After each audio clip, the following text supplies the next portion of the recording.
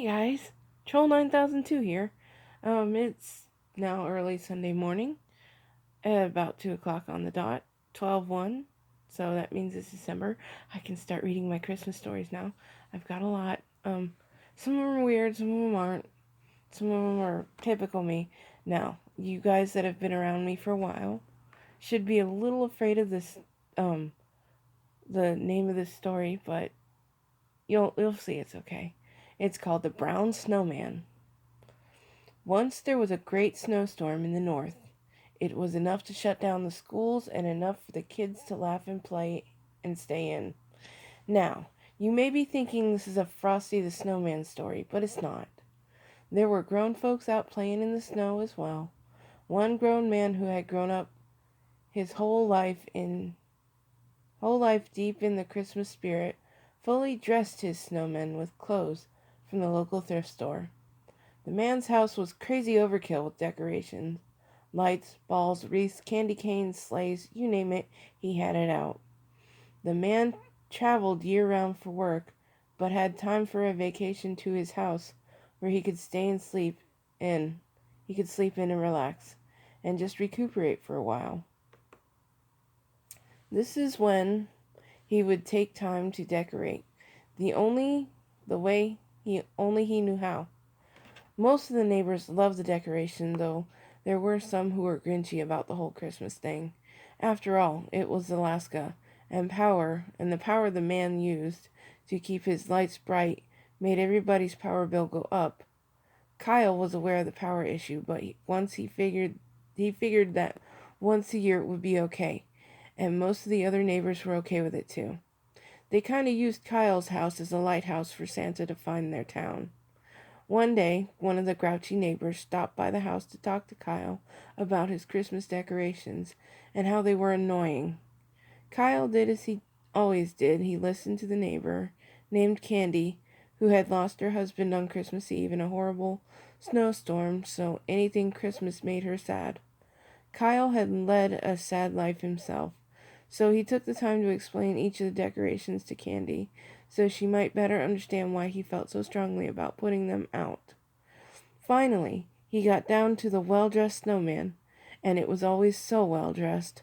To Kyle, the snowman was always the most important part of the yard decorations, because he was the house defender. Bob, the broman, yes, broman, B-R-O, man, had been to war and seen so many things through the years, and he always got built around the same time every year.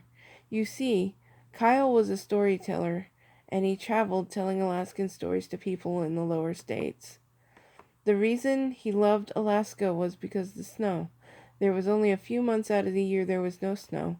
Kyle always had a snowman out front in his yard, said Bob, and Bob was the house protector. Kind of like a dog without all the work. Intrigued, Candy asked Kyle what he needed protection from, and Kyle proceeded to tell the wildest story he ever told, just for fun. The truth of the matter is, every year about the same time, when the snowman would go up, is when the aurora would appear. Now, the auroras happen a lot in Alaska, but this one could never be explained. Some say it was due to pollutants in the air, and said it was just Santa, and some just didn't care and ignored it.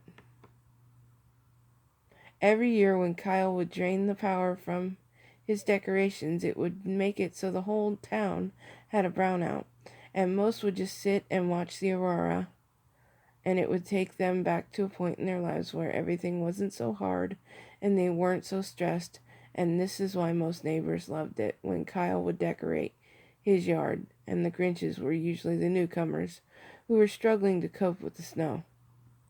As they were walking, as they were talking, the town browned out, and the aurora shined over so beautifully with all the greens, blues, and yellows. The other astounding thing about Kyle's yard was that every year he would paint the whole thing in glow-in-the-dark paint. So even when the town was only half on and struggling to stay on, Candy snuggled up to Kyle while they were watching the aurora, and she too forgot all about her troubles, sorrows, and sadness. Kyle had not struggled ever in his life, and so he did not know how to handle it. So he just sat there and enjoyed the aurora, wondering why Candy felt the need to be leaning on him. Kyle fell asleep watching the aurora, and Candy let herself out quietly after covering Kyle with a blanket. Bob, the Broman, who was out in the front yard, had turned brown because the Grinchtown people had thrown dirt at him trying to knock him down.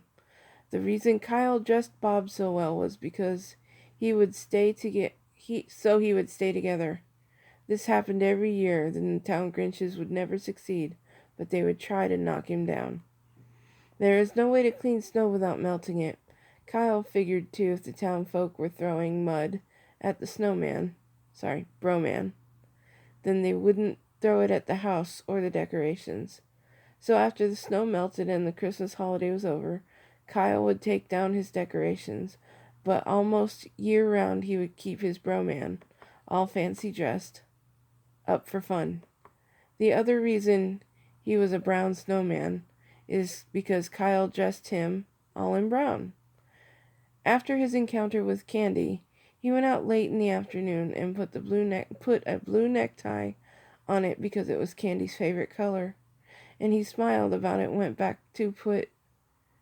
in to pack his suitcases for his next trip.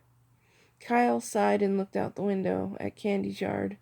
She was an across the street neighbor, and she had built a snowman in her yard, and she dressed it fancy in a blue dress, as it was a girl person of snow. She named her person of snow Emily, just for fun, and as Kyle chuckled to himself, he noticed that Emily had a brown belt and a brown bow on her head.